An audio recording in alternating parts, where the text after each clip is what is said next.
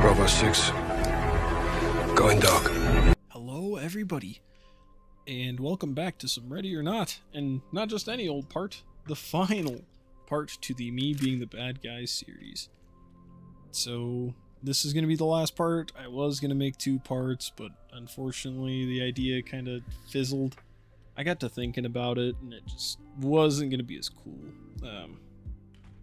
I kind of don't want to spoil it either, because I can't be like, yeah, I was going to do this, and then do a video on it after this one, of course, but the plan was going to be to get a friend to play with me, and then I was going to clear the lobby of this hotel, and then we're going to, like, pretend that Belle Brady would be my daughter, right? But the plan was going to be that the guy, so my friend who got sent with me was sent with the other cartel boss, which also the loadout has changed a little bit. I now have flashbangs, I have door wedges, breaching shotgun, you know, the 9 yards. So I'm like fully kitted out now. This was the apex of the kit. But anyway, he would send another guy with me this time for some reason, and we would clear the hotel lobby, and then at the very end of the lobby, he would try to kill me instead. Like he would turn on me and then shoot me in the back, and then I wouldn't die, obviously, but then I'd like kill him, and then before he goes, I'd interrogate him and be like, yo, so why'd you do that? And he'd be like, well, the boss doesn't want you getting your daughter back, so then you'll stop working for us, blah blah blah. Something like that. I feel like it could have made a good video, but alas, I just couldn't really. I was trying to think, because why would I justify there already being a gun, like a active situation going on at the hotel?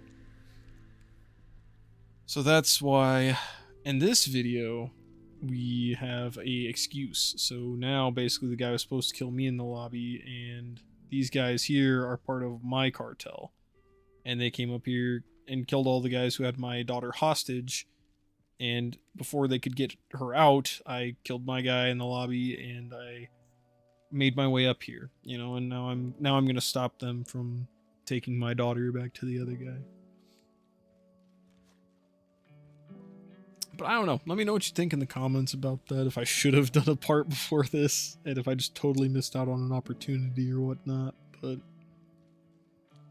yeah, I am looking forward to playing some more custom maps. I'm getting my PC soon, hopefully. Like I am stressing out about it so hard, because I feel like I don't say I feel like I've mentioned it, because I've mentioned it like every video to this point. I'm just worried it's gonna get here and something's gonna be wrong with it, and then I've sat here and like mentioned it to you guys, and then I won't be able to play on it. Like that's gonna be rough, dude. But so far, everything has been going pretty good to my knowledge. It has gotten very cold, very cold, very quick. So like work days are getting super tiring, just because like I burn so much energy just like staying warm, dude. Like I get home and I'm just like drained, and I didn't do much, so I'm just like, what the hell is wrong with me? So that's why if I ever sound really like dreary or not very enthusiastic in the videos, because I'm doing it after a day of work here soon. I think December is our official cutoff day, so like December 1st, excuse me. So after that, I'll be able to record and upload and all that, and I won't be coming back from a day of work to then record. But yeah. Okay, this guy. Okay, so that guy I just killed just reminded me of something. So what do you guys think of a wave defense mode? I guess it would be called. So the story behind it would be like kind of like the situations that we have now, where it's like a raid or a barricaded suspects or something like that. You could call it a sting, I guess, or whatever. You could play as either the bad guys or the SWAT members, right? And if you play as the SWAT members, it's like a drug deal gone bad. Actually, I guess for either side, just a drug deal gone bad, and you're basically using it as bait to call in a bunch of SWAT members, right? So this is where it would change. If you are the SWAT members, you'll go in, you kill a bunch of AI, and then all of a sudden it's like, hey, they have your area surrounded, blah, blah, blah. Radio is down, it's all on you. Okay? So then they just keep sending wave after wave after wave after wave, and for some reason you just have an endless amount of ammo, or maybe you do have limited ammo, and that's what makes it kind of interesting is, well, you are kind of on your own. So it's survive as long as you can and get like a high score, how many people you kill or something, how long you survive. Or if you're on the cartel, it's like, hey, the cops have the place surrounded, blah blah, you can't get out, and so you have to stay there and like hunker down and defend. I guess the only difference would be with the defenders. I was gonna say different weaponry, but that just kind of, that would make it like obviously an advantage to play as SWAT. Maybe they could have like endless ammo though as well, since it's like their safe house. They get an ammo resupply station or something in there. I don't know. Kind of even it out a little bit. Some balancing. I love how I keep suggesting these ideas that would absolutely just kill the core idea of what Void was going for when they were developing this. Like, yeah, just gritty realism stuff. And I'm just like, hey, you should add this game mode. It's like, maybe just let them make their own game, man.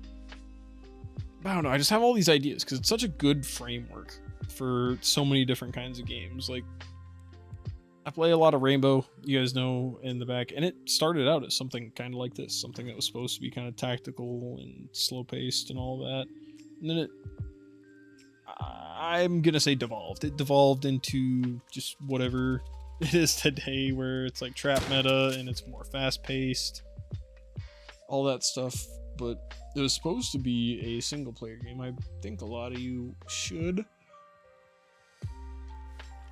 Okay, maybe not. But a lot of you might know that Rainbow Six Siege was actually supposed to be a game called Rainbow Six Patriots. It was going to be a single player game, kind of Ready or Not-esque in the sense that, like, if you did missions, or you do missions, and then decisions you make during those missions would have outcomes. So an example that I think they showed off at E3 of like 2012 or something was there's a guy who has a like the COD 2019, Modern Warfare 2019, where the guy has the bomb vest on, and you can either like defuse it, which it had like a chance that like you even could defuse it, or you just like throw him off the bridge. And then there were like two people, and it's like, well, you pick one side or the other, and each side has its consequences. So if you throw him over the bridge, public opinion goes down, and there was supposed to be an ending based off that or something, where it's like the police department would look, or excuse me, the Rainbow, like the Force, would look terrible and people wouldn't want it and they'd like push more to get it abolished. But if you defused it, obviously it's like a fail or retry kind of deal. So you defuse the bomb and then you look good to people, but your teammate is mad at you or something because like you just put all their lives at risk because you wanted some PR, right? Something along those lines. I think that would be a really interesting route to take. Having actually said all of that, though, so is, I mean, this route that they're taking right now is pretty slick. Or it's just super realistic, very mil-simmy, but I think something that they could do, just a little, just like the tiniest bit better, would be if you played with AI teammates, you could take them over if you die. Like, if you're playing completely true single player, that you take over your AI. That way the thing just continues, right? Because it is kind of obnoxious. Like, I've obviously gotten rid of my AI teammates, but it's because they're kind of just clunky and obnoxious to walk around, and they don't help too much. I mean, they either completely trivialize the game to the point where you don't have to play, you just send them into doorways or whatever, or they get in your way all the time and get you killed, because for some reason the AI will pick me over the other three guys in the room, and then I die, but then the mission ends because all they had to do was kill me, right? So I don't know. I feel like something needs done, but obviously the game is still in development. This is early access, so anything they can do, it probably will. I mean, it's still pretty, I wouldn't say early in the development cycle, but it's definitely not late. It's kind of like, this is like middle ground, right before release. This is what most, AAA titles should be doing, where they have an early access and things get ironed out and all that, instead of being a buggy, glitchy mess that gets repaired over the course of 3 to 5 years or 7 years in some cases. Yeah. I don't know though. You guys will have to let me know what you think in the comments. Another thing you're gonna have to let me know is this is mandatory, by the way. If you watch the video, you have to let me know. But holiday plans, you guys going to see family, or you staying home, or you just do you celebrate the holidays? I don't even know. You know, do you just hang out and watch Netflix during the holidays or something? Because me, I'm going to be going to my sister's house, and we're gonna probably just have a big party there. Everybody kind of hangs out. I have a pretty big family, so it's always crowded. It's always hotter than hell because there's like 25 people crammed into it. That's not how many siblings I have, but just like a ton of people just crammed into someone's house, which is always kind of fun. But it always gets me wondering because like I'll see the neighbors' houses when we're having our celebrations. It's like 2 cars there, and then there's my sister's house. There's like 15 cars, so there's just so many people there. But it always makes me wonder: do they celebrate at other people's houses, or is it just like a small gathering?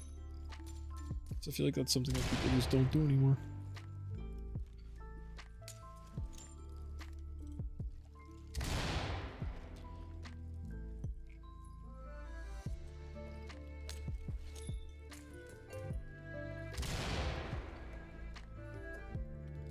Oh, that was what I was thinking. So what do you guys think about them adding another weapon class to the game? Where they have assault rifles, and they have submachine guns, but they added like, I don't know, it's not like sniper rifles, they call them a battle rifle or something, like high, kind of like the SA-58 is right now, where it's a high caliber but high recoil weapon. So they hit hard, but they kick hard as well. Or like a, I don't know, 308 or something along those lines. I think that would be kind of a cool thing to see. Or obviously outside the scope of realism, they'd have light machine guns. But I mean, I guess it is technically a weapons class, so something along those lines. Okay, actually, that's a funny thing. I think right now I was expecting to find Belle in one of these rooms, so I'm actually just gonna cut to when I find her for you guys. So we're just gonna let that play out. Alright, so I just run around this corner, and for some reason she made it all the way over to here. So I think initially when I came up the stairs and I heard somebody saying like, just help me, blah, I think that literally might have been her. But this is my daughter, guys. We found her. I win. And now I just take her down to the entry point and we leave. I don't know, walk off into the sunset. But yeah, if you guys made it all the way to this far into the video, I don't know, leave a like. If you're new around here, subscribe if you're wanting to see more Ready or Not or future games. And yeah, I hope you guys have a great holidays. You guys take it easy.